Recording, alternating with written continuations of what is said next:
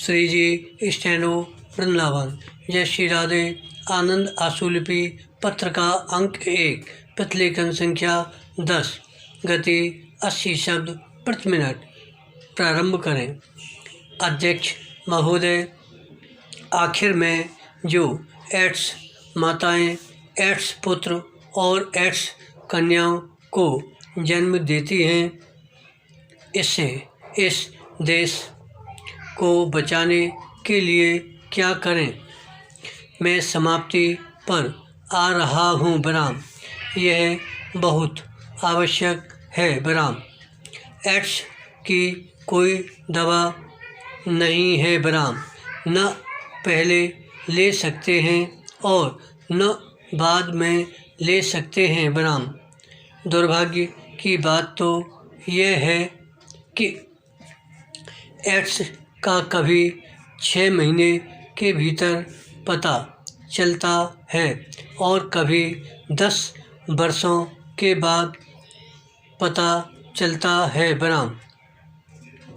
जब पता चलता है तो उसका कोई इलाज नहीं है बराम।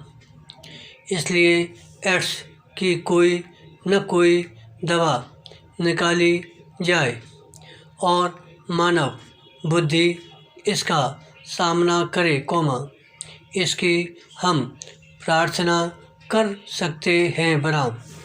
लेकिन जब तक दवा न मिले तब तक हमारे पास क्या उपाय है, हम क्या कर सकते हैं?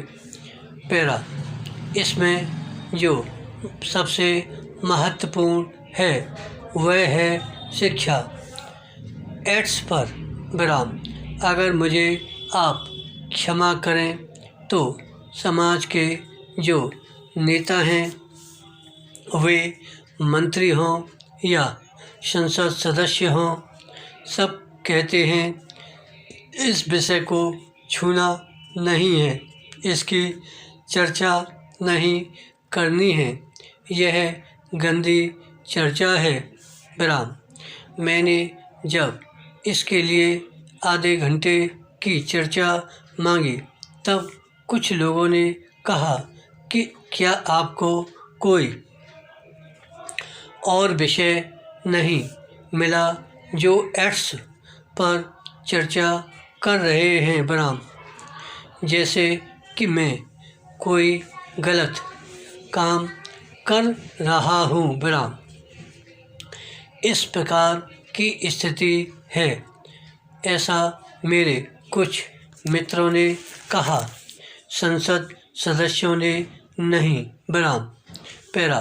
उन्होंने मान लिया इसलिए हुई है बराम। मैं आपको बता दूं कि किस प्रकार की गलत धारणा एड्स के बारे में है बराम। बिहार में पटना ब्लड बैंक के एक व्यक्ति ने, मैं उनका नाम नहीं लेना चाहूँगा क्योंकि वे उपस्थित नहीं हैं, उन्होंने जो कहा है उसको मैं यहाँ पर पढ़कर सुनाना चाहता हूँ बराम। मैं उनको दोष नहीं देता बराम। अगर ऐसा है तो गुजरात कहेगा कि यहाँ कृष्ण हुए इसलिए नहीं हो सकता, महाराष्ट्र कहेगा कि क्योंकि यहाँ शिवाजी हुए इसलिए यह महाराष्ट्र में नहीं हो सकता बराम।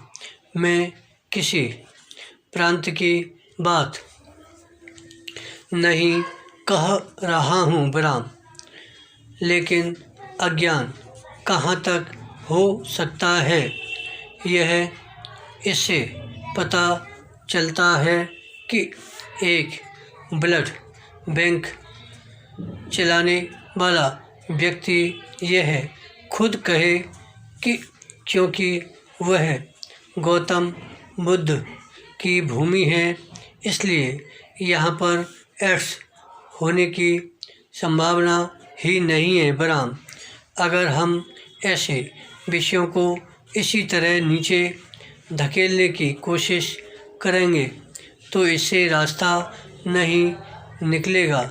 विराम। धन्यवाद। श्री हरदास।